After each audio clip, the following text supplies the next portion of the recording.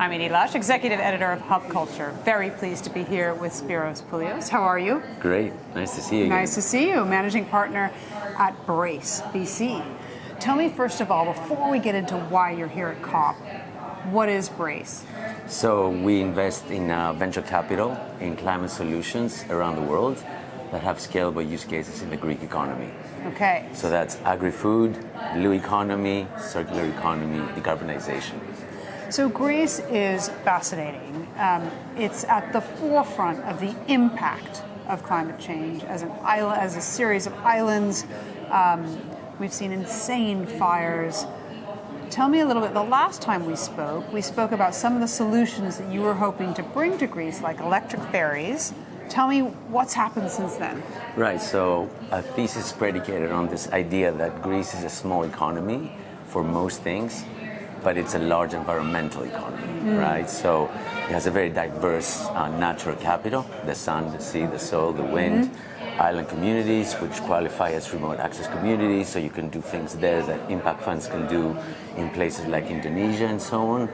But it also has forests and wildfires and floods.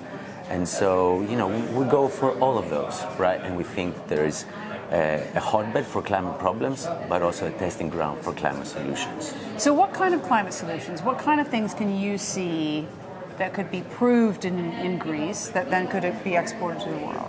I mean, you just mentioned it, right? We have a ton of wildfires. Right. It's not a new phenomenon, although it's been very pronounced now, and it's coming closer to the cities. Yeah, I mean, I think you could argue that Greece invented fire, right? That's it was right. handed to Prometheus. That's right. And it's been devastating in the last few years. That's right. So, for example, we look at, you know, wildfires and natural hazards and climate adaptation and mitigation as investment strategies, right? So there's great people doing wildfire management software, flood risks, you know, soil restructuring, and these are technologies that we can see in the United States, in Europe, elsewhere. We try to get those and bring them to Greece. And basically what's happened recently is that the Greek government has really massively gotten in front of the climate agenda. Our Prime Minister was a bit of a rock star. Yeah. He's done a great job bringing the country in a very short period of time to back to investment grade recently. And so, you know, they're really supporting both the energy transition, also people like us who are trying to bring in innovations. And I think there's this coalition between corporate government and innovation that can create this like big efficiency gains. So you remember we talked about the electric ferries a long time ago, right?